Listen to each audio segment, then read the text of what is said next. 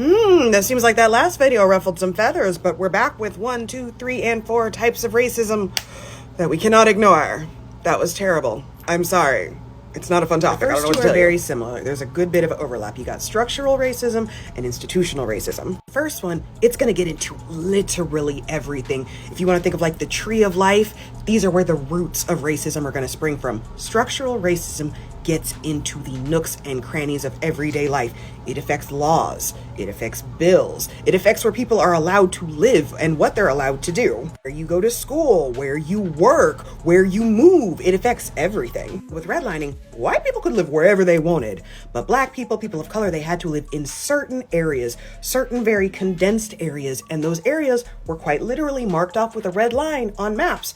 And so banks, now we're pulling the banks into it, would not give loans in those areas. So if you wanted a house, you had to pay cash. You had to pay 2, 3, 4 times as much as a regular white person would. Within those red lines, no business grants, fewer hospitals, subpar libraries, all of these resources, you were not able to get them, and you weren't able to go to the white side and access them. So what were you to do?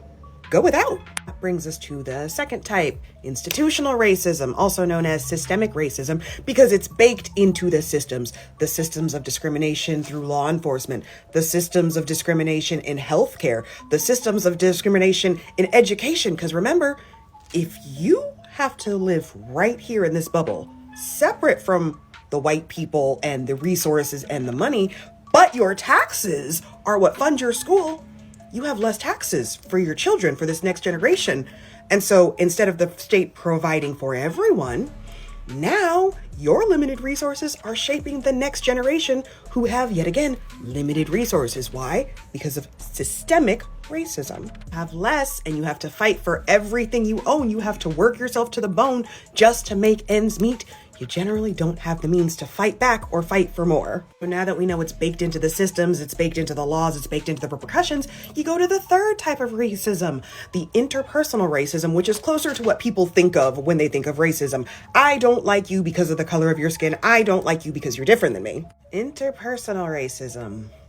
This is the most common. This is the most in your face, I should say, because this is the one we think of every day. This is the one where I don't like you, and maybe I'm gonna call you a slur, or I don't like you and I'm gonna have a microaggression, or you see someone walking down the street and you cross sides. It can be anything. Jokes that might sure be like a little bit racist, but everybody says it. You didn't mean it like that. It's the shopkeeper keeping an extra close eye on those kids who come in because they just look suspicious. It's the teacher who keeps giving Tommy extra care because he's got ADHD, but keeps giving little Darius detention because he's unruly. Not just her, it's also her cop husband who mysteriously manages to pull over somehow 95% people of color, but he doesn't see color. That's the interpersonal racism for you.